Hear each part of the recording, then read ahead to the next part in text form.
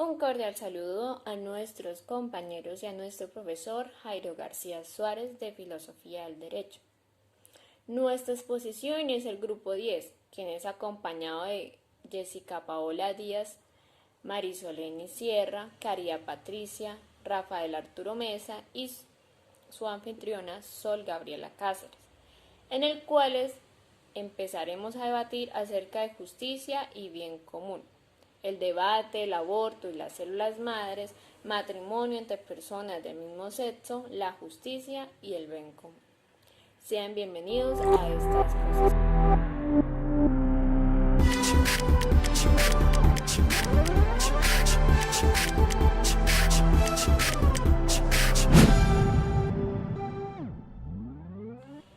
¿Qué es esa justicia? La justicia es la maximización de ese placer, de la felicidad o del bienestar colectivo. Se busca el mayor bienestar para el mayor número de personas, para que haya un equilibrio y una igualdad. Ahora si tomamos esa desde la filosofía, como el de la filosofía de Immanuel Kant, que él dice, la justicia significa respetar los derechos individuales, especialmente la libertad de escoger entre nosotros mismos lo que queremos vivir y lo que queremos. Ahora tengamos en cuenta el pensamiento de nuestro filósofo Aristóteles, que es la justicia tiene que cultivar y promover esa virtud cívica y el bien común. Como dice Michael Sandel, somos ciudadanos democráticos siempre que buscamos una posesión o damos unos argumentos en nuestros pensamientos y unos debates propios para defender nuestra ideología. Por eso, algo que hace muy referente Michael Sandel es esa frustración general con la política. Como en la actualidad nuestros políticos evitan por algo que es algo muy arriesgado, esos debates acerca de esa vida y esa moral, desde los puntos de vista, qué es el aborto, cómo se practicaría en nuestra sociedad, el matrimonio entre personas del mismo sexo, la eutanasia, las células madres, ese bien común y ese bien moral, que es algo que nuestros políticos no han querido hablar para permanecer en esa fe de los mercados, ¿sí? No tocar esos puntos para no perder las elecciones. Y se pierde ese liberalismo puro, en el cual las personas tienen derecho a hablar acerca de sus pensamientos y a dar su opinión acerca de ellos. Una de las críticas que hace nuestro pensador Michael Sandel es que el debate debe ser acerca de estos temas, aunque claro, somos una sociedad moderna que vive en desacuerdo por cuestiones morales, como sería en el caso de estos temas, pero es justo, es algo que debemos hacer porque es un desacuerdo y es un equilibrio que se llevaría en esos pensamientos. Con el desacuerdo podemos llegar a grandes pensamientos y llegar a grandes decisiones acerca de esa justicia y esa moral, si deben estar juntos o debe ser separado la justicia con la moral, ¿sí? Son temas que realmente, como dice Michael Sandel, se deben incluir en nuestra política, ya que es uno de los factores más importantes en nuestra sociedad. Como dice nuestro pensador, que hay que tener en cuenta un discurso moral necesario, en el cual nosotros realizamos ese cuestionamiento como sociedad, ese ideal democrático acerca del bien común y las decisiones que se lleguen a tomar acerca de los diferentes temas que se vayan a tratar, como el matrimonio entre el mismo sexo. ¿Será que se debe hacer en nuestra sociedad? ¿Será que no? ¿Moralmente se debe o no? Ese aborto, ¿será que una mujer tiene ese derecho a decir no quiero tener a esta criatura o a este ser humano próximo a nacer? O esas células madres que se están tratando entre los científicos. De ahí viene el debate y de ahí vamos a empezar con este tema, a desarrollar desde los puntos de vista y las críticas de Michael Sandel. Empecemos con el aborto y células madres. El aborto y la investigación con células madre embrionarias. Desde el punto de vista del autor Michel Sandel, nos encontramos frente a problemas de tipo moral y religioso. En cuanto al aborto, hay quienes creen que se debe prohibir, ya que supone eliminar la vida humana inocente. Otros no están de acuerdo y dicen que la ley no debe tomar partido, ya que el Estado debe ser neutral al respecto y dejar a la mujer que decida si va a abortar.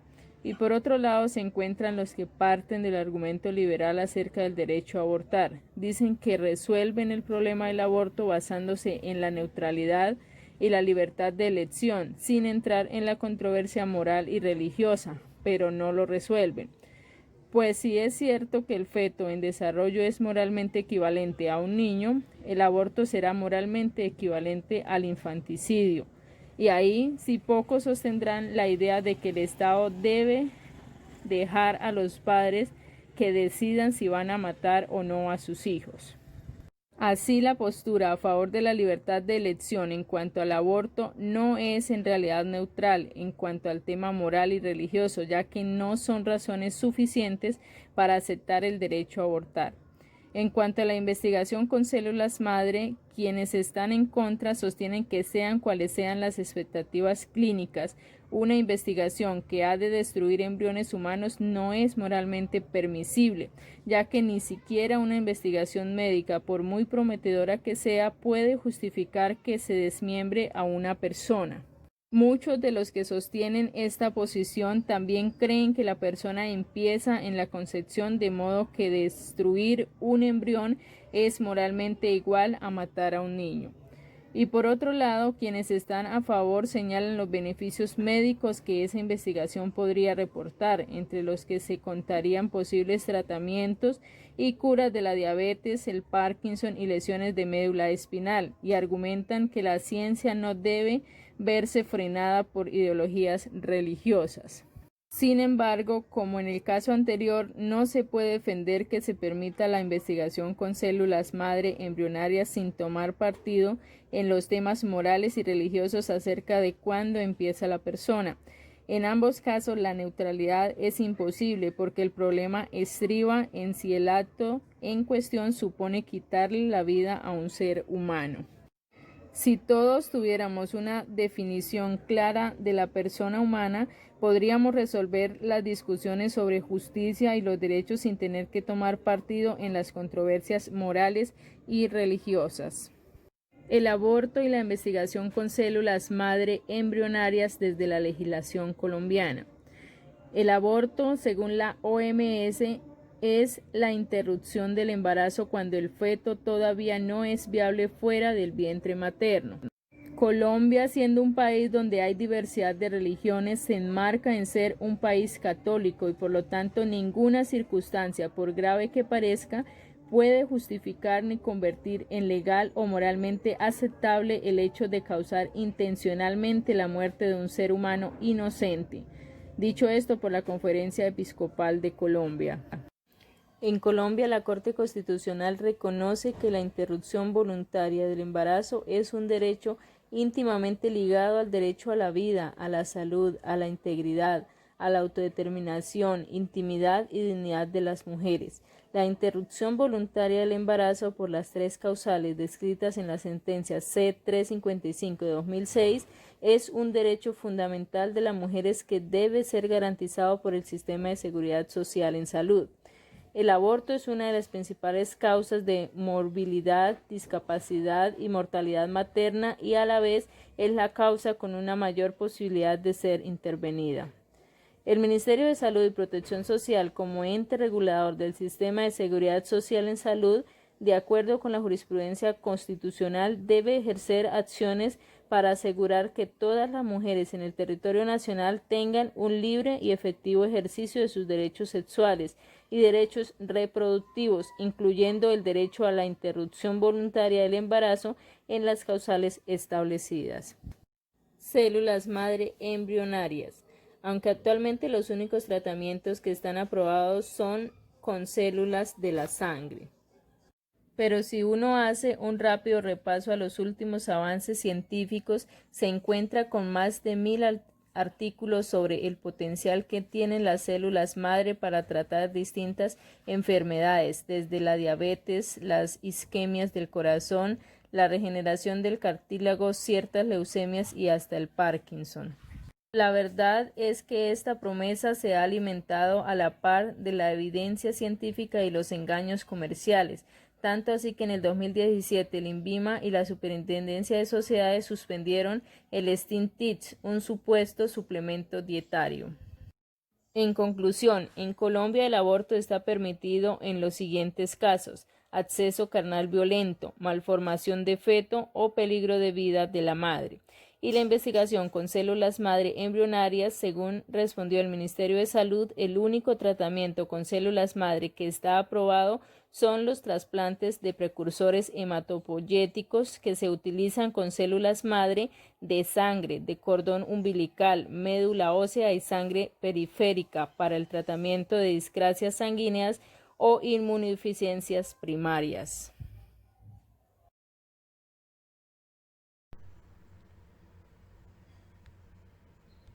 El Estado puede adoptar tres posiciones políticas diferentes. Una es reconocer los matrimonios entre hombre y mujer, la otra es reconocer solo los matrimonios entre las personas del mismo sexo y distinto sexo, y no reconocer el matrimonio de ningún tipo y dejar esta función sea hecha solo por entidades privadas. Aparte de todas estas leyes que puede hacer el Estado, puede también adoptar algunas leyes que como que se promueva mucho la unión civil. Eso es lo que nosotros vemos ahora como la unión marital de hecho, en donde se protege y pues se le concede una protección legal a las dos personas, a la pareja, se le da derecho a heredar, derecho a visitas, hablamos de una custodia infantil, respetando obviamente que adopten algunas cosas como es que hayan vivido juntos y que adopten algún tipo de tema de arreglo legal. Diversos estados en Estados Unidos pues la han hecho mediante sentencias, ¿sí? Y solo un estado lo ha hecho mediante un acto legislativo de una decisión judicial. Pero básicamente es desde hace muchos años ya se ha venido haciendo el tema, digamos, desde 2003 en Massachusetts, el tema de que ya se pueden casar los hombres con hombres y mujeres con mujeres y viceversa. El estado puede. Como un defensor de la tercer política, tenemos al periodista Michael Kinsley. Él afronta y dice que debería existir ese rompimiento entre el matrimonio y el Estado. Así el Estado se encargaría de cosas más importantes. Dice que las instituciones religiosas siguen celebrando los matrimonios, que los grandes almacenes, casinos también lo hagan, que las parejas celebren su unión como les parezca, consideren si están casadas, si lo quieren hacer de 3, de 4, si quieren hacer de si quieren casarse consigo mismo. Y si hay alguien que quiera oficiar una ceremonia, declarar que se ha casado, pues que se les dé. Él a que recalca entonces que el Estado se debe encargar es de mantener el tema de, digamos, el tema de las herencias, debe hacerlo de cosas más relevantes, de los seguros, del mantenimiento de los hijos, de cuando las personas crían sus niños juntas. Sugiere leyes que se encarguen únicamente de esas uniones civiles y encargarse sencillamente de esos problemas, porque ahí ya pasaría el tema del matrimonio gay y todo esto de las manifestaciones y la sanción social y todo eso, ya no tendría algo de mayor relevancia para el Estado. Desde este punto de vista del periodista, con una neutralidad liberal, tiene una clara ventaja entre la primera y la segunda política, y es que ya los jueces y los ciudadanos no se enredan en ningún tema religioso o moral en cuanto al propósito del matrimonio. Con esto el Estado no daría no conferiría ningún tipo de unión familiar como un título de matrimonio. Lo que nosotros o los ciudadanos como tal nos liberaríamos del tema de que no de los debates de las lesbianas, de los gays, del cumplimiento de la moralidad, de la religión. Por otro lado, tenemos la sentencia escrita por Margaret Thatcher en Massachusetts del 2003. ella empieza a reconocer el profundo desacuerdo moral y religioso que ha provocado todo esto. Nos indica que muchos poseen convicciones religiosas, morales y éticas muy arraigadas que no permiten o no conciben la idea de que haya un matrimonio que sea entre dos parejas del mismo sexo. Pero también existen muchas personas que tienen igual como cosas éticas y morales muy arraigadas, en los cuales piensan que tienen derecho a casarse, ¿sí? Y ninguna de estas, o sea, de estas dos comparaciones se pueden ver enfrentadas. ¿Cuál es la decisión que debe tener ella o qué es lo que debe hacer ella? Es definir la libertad de todos y no poner ningún código moral. Marshall no quiere entrar en ningún desacuerdo ético, religioso o moral. Ella sencillamente habla de que ya queda totalmente imposible excluir a las personas que están del mismo sexo en el tema del matrimonio, porque iría en contra de la igualdad y la autonomía individual, ¿sí? Esto es no habla de un valor moral, sino un derecho del individuo de poder elegir, de casarse con quienes ellos hayan elegido, por esa misma libertad y esa misma autonomía, que no puede justificarse que tiene que ser con una persona del mismo sexo o una persona de diferente sexo. También habla de que si el Estado realmente fuera neutral de verdad, a lo que refiere a todo el tema del valor moral, esos son temas íntimos, no habría razón para que limite al matrimonio incluso entre dos personas, ¿sí? O sea, aparte, si las personas pudiesen tener esa libertad, pues ni siquiera eso lo debían prohibir, ¿sí? Porque pues porque esas relaciones que tienen con más de una persona, las polígamas, son de libre consentimiento de ellos. Y realmente el Estado, si fuera neutral, lo permitiría y respetar cualquier elección que quisieran hacer las personas. Y habla de adoptar la propuesta que hizo el periodista Michael Kinsley, que dejar de dar esos reconocimientos matrimoniales, sean como sean. Por otro lado, el tribunal no estaba de acuerdo en que se pudiera abrir la puerta a la poligamia o que también esto quitar o desfocalizar el matrimonio dentro del Estado. Pero por el contrario, la jueza también elogia el tema de que el matrimonio esté atado con el Estado, ya que ella asegura que es una de las muestras que más quiere la comunidad, es una de las cosas que más quiere la comunidad. Y eso también, y desfocalizarlo del Estado, desmantelaría el principio organizador de la sociedad, de esa base del Estado, de esa base de la sociedad. En vez de abolir el matrimonio, entonces se defiende que se extienda a una tradición para que incluya a las parejas del mismo sexo. De esta misma forma se abandona todo el tema de la neutralidad liberal y afirma que las personas del mismo sexo tienen el mismo valor moral y ofrecen una visión del matrimonio. También se habla del tema de que hay muchos opositores y que esas personas decían que pierde el fin del matrimonio, que es procrear, ¿sí?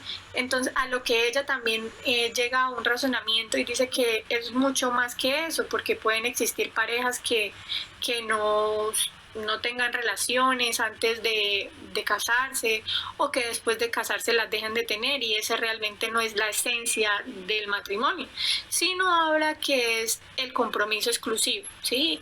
El amoroso, y no importa que sean heteros o sean gays.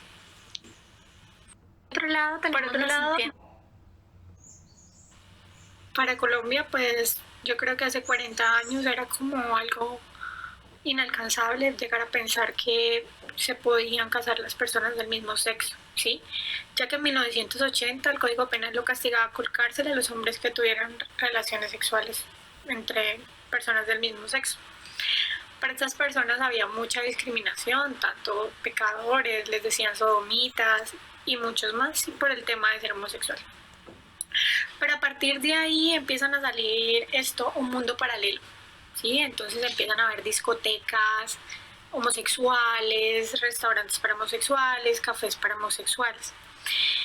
Pero todo esto cambió en el año 2016, en donde en una sentencia en el cual falló 6 votos a favor y 3 en contra, reconoció que la pareja del mismo sexo podía celebrar su amor por medio del matrimonio, como las personas heterosexuales. Quizás tal vez ningún fallo había sido más esperado para la comunidad. Nada había sido más anhelado por esta comunidad, ¿sí? Porque fueron grandes batallas que se han venido luchando, ¿sí?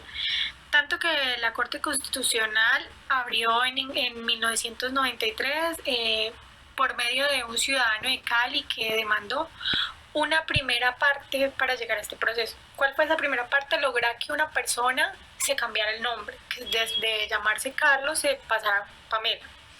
En 1996, una profesora también acudió al tribunal escondida con una máscara para evitar ser despedida por su preferencia sexual.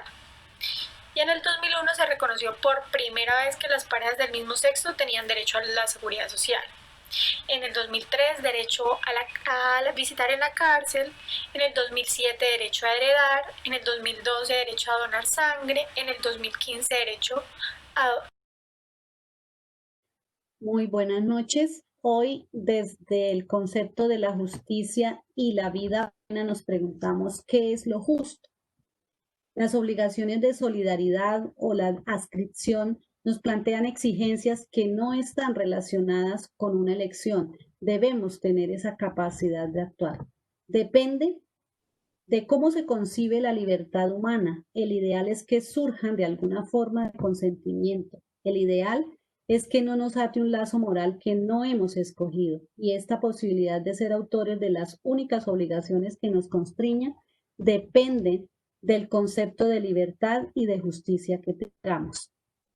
Justicia para Kant y para Rawls. Los principios que definen nuestros deberes y derechos han de ser neutrales con respecto a las diversas y contrapuestas maneras de concebir la vida. Con respecto a lo que expresan Kant y Rawls sobre la justicia, develan que ese es el motivo de que se conciba la justicia a través del velo de la ignorancia. Y en contrapuesta con la teoría de Aristóteles, quien no creía en los principios de la justicia que puedan o deban ser neutrales con respecto a la vida buena, que Kant y Rawls rechazan esta manera de pensar la justicia, cultivar el carácter bueno o que hace suya una concepción particular sobre un bien, corre el riesgo de imponer a algunos los valores de otros. Sobre la vida buena, pedir a los ciudadanos democráticos que dejen sus convicciones morales y religiosas a un lado cuando entran en la esfera pública es una forma de garantizar la tolerancia y el respeto mutuo. En la práctica sucede todo lo contrario. Pretender una neutralidad inasequible genera resentimiento y reacciones viscerales en sentido contrario, a la vez que una política sin compromiso moral lleva a una vida civil empobrecida. Estas preguntas son la raíz del nuevo discurso político y de la renovación de nuestra vida civil. John E. Kennedy responde a los pastores protestantes en su campaña a la presidencia que la fe religiosa es un asunto privado y no tendrá ningún peso en sus responsabilidades públicas, que actuará de acuerdo a su conciencia según el interés nacional, sin consideraciones o presiones externas de índole religiosa. Mientras que Obama, después de haber sido atacado en su campaña como senador, ya en la campaña a la presidencia, asume que fue una respuesta inadecuada porque no se relacionaba con lo que su fe le ha permitido formar como guía de sus creencias y sus valores, que prescindir de todo contenido religioso es renunciar a las imágenes y la terminología por la cual millones de americanos entienden su moral personal y la justicia social, que es un error empeñarse en que la moral y la religión no les toca ningún papel en la política y el derecho. John Rawls en 1971 nos cuenta que Kennedy asumió desde el Estado una posición neutral en cuestiones morales y religiosas para tener libertad de escoger su propia manera de concebir la vida. Defendían nociones de comunidad y solidaridad más fuertes y una implicación más pública en los interrogantes morales y religiosos ya en los años 80. En 1993, John Rawls publica el libro El liberalismo político, con el que remodelaba su teoría en algunos aspectos. Reconocía que las personas en su vida privada a menudo tienen afectos, devociones y lealtades que creen no dejaría aparte, más aún que no podrían y no deberían dejar aparte. Les parecía impensable dejar aparte ciertas convicciones religiosas y filosóficas y morales o ciertos apegos y lealtades duraderos. En este caso, Rawls acepta las ataduras morales. Al debatir sobre estos temas, debemos argumentar desde el punto de vista de una concepción política de la persona, independiente de las lealtades, apegos o maneras de concebir la vida buena que se tengan personalmente. Frente a las preguntas, debemos proceder así para respetar el hecho de que hay un pluralismo razonable en lo que se refiere a la vida buena. En las sociedades democráticas modernas se discrepa por cuestiones religiosas y morales que igual son razonables y no es preciso esperar una misma conclusión. Igual, defender la neutralidad liberal por necesidad de la tolerancia ante el desarrollo moral y religioso. El liberalismo político, para mantener la imparcialidad entre doctrinas morales y religiosas contrapuestas, el liberalismo político no encara las preguntas morales que dividen a estas doctrinas.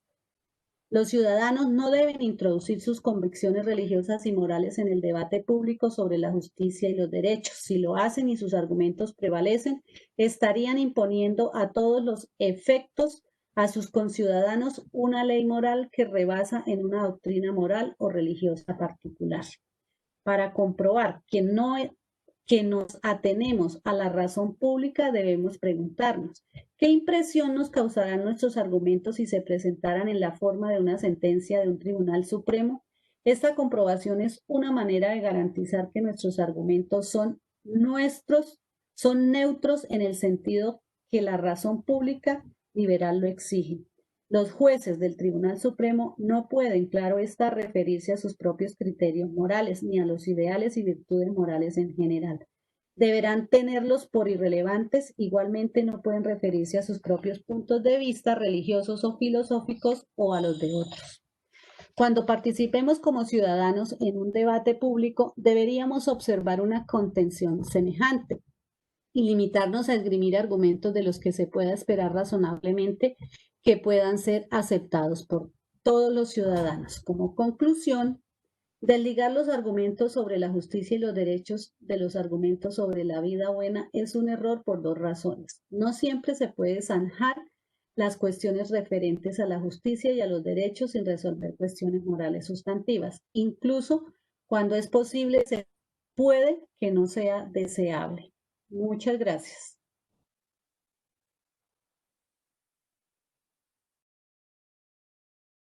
Muy buenas noches, doctor Jairo, doctora Claudia Joana y compañeros. Como parte del tema justicia y vida buena que me correspondió, quiero manifestar que la justicia consiste en respetar la libertad de elegir. Se trata de lo que realmente se elige en un mercado libre. El punto de vista libertario o de las elecciones hipotéticas que se harán en una situación de partida caracterizada por la igualdad. El punto de vista igualitario liberal. La tercera dice que la justicia supone cultivar la virtud y razonar acerca del bien común. Como ya habrán imaginado, llegados a este punto, me inclino por la versión del tercer enfoque. Sandel concluye que el Estado no puede ni debe ser neutral en cuestiones morales. Incluso es un firme partidario de que los argumentos morales de las doctrinas religiosas entren en la discusión pública, pues no hacerlo empobrece la democracia y acaba siendo contraproducente. Necesitamos una vida cívica más robusta y comprometida que esta a la que nos hemos acostumbrado. En los últimos decenios hemos llegado a dar por sentado que respetar las convicciones morales y religiosas de nuestros conciudadanos significa ignorarlas, al menos para fines políticos, dejarlas en paz y llevar nuestra vida pública sin referirnos en la medida de lo posible a ellas, pero eludirlas. De esta manera no consiste sino en un respeto espurio. Para conseguir una sociedad más justa, Sandel propone unas ideas. En primer lugar, revitalizar un intenso sentimiento comunitario que cultive en los ciudadanos una preocupación por el conjunto, una dedicación al bien común, no puede ser indiferentes a las actitudes y disposiciones, a los hábitos del corazón, que los ciudadanos llevan consigo a la vida pública. Debe encontrar una forma de apartarse de las nociones puramente privatizadas de la vida buena y cultivar la virtud cívica. En segundo lugar, Sandel propone disminuir la desigualdad entre ricos y pobres, pues socava la solidaridad que la ciudadanía democrática requiere. Por lo consiguiente, a medida que aumenta la desigualdad, ricos y pobres viven vidas cada vez más separadas. Quienes tienen dinero mandan a sus hijos a colegios privados o a los colegios públicos de las urbanizaciones de gente pudiente, y dejan las escuelas públicas de los barrios a los niños de las familias menos favorecidas, a las que no les queda otro remedio que llevarlas a ellas. Una tendencia similar conduce a la secesión de los privilegios de los demás centros e instituciones públicas. Los clubes privados sustituyen a los polideportivos y las piscinas municipales. Las zonas residenciales de alto nivel económico contratan guardas de seguridad y dependen menos de las instituciones del Estado, en este caso de la policía. Un segundo o tercera opción es tratar de eliminar la necesidad del transporte público y así sucesivamente desmejorando las condiciones a las familias de escasos recursos. Los que tienen dinero se apartan de los lugares y servicios públicos que quedan solo para los que no pueden pagar otra cosa. Esto tiene dos enfoques nocivos, uno fiscal y otro cívico. Por un lado, los servicios públicos se deterioran ya que quienes ya no lo usan están menos dispuestos a costearlos con sus impuestos. Por otro, las instituciones públicas, escuelas, parques, áreas de juegos infantiles, centros educativos dejan ser lugares donde se encuentran ciudadanos que siguen caminos diferentes en la vida. Los centros públicos que antes reunían a los ciudadanos y hacían las veces de escuela informal de virtudes cívicas, ahora abundan menos y están más lejos los unos de los otros. El vaciado de la esfera pública dificulta que se cultiven la solidaridad y el sentimiento comunitario de los que dependen de la ciudadanía democrática. Así pues, aparte de sus defectos en la utilidad o en el consenso público, la desigualdad puede corroer las virtudes cívicas. Los conservadores enamorados de los mercados y los liberales igualitarios partidarios de la redistribución pasan por alto esa pérdida. Si la erosión de la esfera pública es el problema, ¿cuál sería esa solución? Una política del bien común tomaría como una de sus primeras metas la reconstrucción de la infraestructura de la vida cívica, en vez de centrarse en la redistribución con la intención de ampliar el acceso al consumo privado. Grabaría a las personas para reconstruir los servicios e instituciones públicos, a fin de que así ricos y pobres disfruten de ellas por igual. Otra propuesta de Sandel subraya la importancia de crear una política del compromiso moral, es decir, no dejar los asuntos morales para la vida privada. Sin duda alguna esto generará problemas y dificultades. No se solucionarán todos los dilemas morales ni se acabará con los debates en la esfera pública, pero sí que nos pone en buena dirección para descubrir qué es solo bueno y justo. En cada situación particular, no hay garantía alguna de que la deliberación pública sobre arduas cuestiones morales conduzca en toda situación a un acuerdo o siquiera a que se aprecien los puntos de vista morales y religiosos de los otros. Siempre es posible que conocer mejor una doctrina moral o religiosa haga que nos guste menos, pero no lo sabremos si no lo intentamos. Una política basada en el compromiso moral no solo es una idea que entusiasma, más que una política de la ilusión, es también un fundamento más prometedor de una sociedad.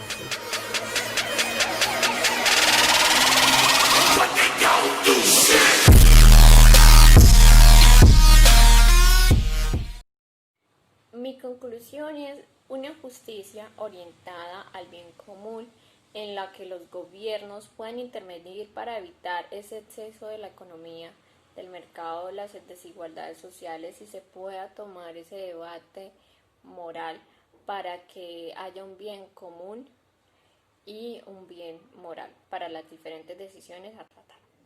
El aborto y la investigación con células madre embrionarias van a ser dos temas de los cuales no se va a poder llegar a una conclusión final, ya que siempre van a verse involucrados los temas morales y religiosos, y así cada uno va a opinar desde su propio punto de vista. Unos estarán en contra y otros estarán a favor. En conclusión, podemos deducir que de los 3 puntos que puede tener el Estado, el tercero que nos indica esa desformalización del matrimonio, o sencillamente no reconocer el matrimonio de ningún tipo, sino dejar esa función a las entidades privadas, es realmente muy viable porque permite al Estado dedicarse a temas más profundos y a leyes que protejan esas uniones y demás. Dejar de lado las convicciones morales y religiosas en la vida pública puede parecer una buena idea para que no haya conflictos, pero en realidad es imposible hacerlo y además socava nuestra capacidad de verdadero diálogo. No se llega a una sociedad justa solo con maximizar la utilidad o garantizar la libertad de elección. Para llegar a una sociedad justa, hemos de razonar juntos sobre el significado de la vida buena y crear una cultura pública que acoja las discrepancias que inevitablemente surgirán. Conclusión de la obra de Sandel es que sobre todo la perspectiva aristotélica de la justicia permite entender lo que está en juego en las acciones morales. No se llega a una sociedad justa solo con minimizar la utilidad o garantizando la libertad de elección. Para llegar a ello, hemos de razonar juntos sobre el significado de la vida buena y crear una cultura pública que acoja las discrepancias que inevitablemente acaban surgiendo. Los principios de la justicia que definen nuestros derechos no deberían fundamentarse en ninguna concepción particular de la virtud o del cual es la forma de vivir más deseable. Una sociedad buena respeta la libertad de cada uno de escoger su propia concepción de la vida buena.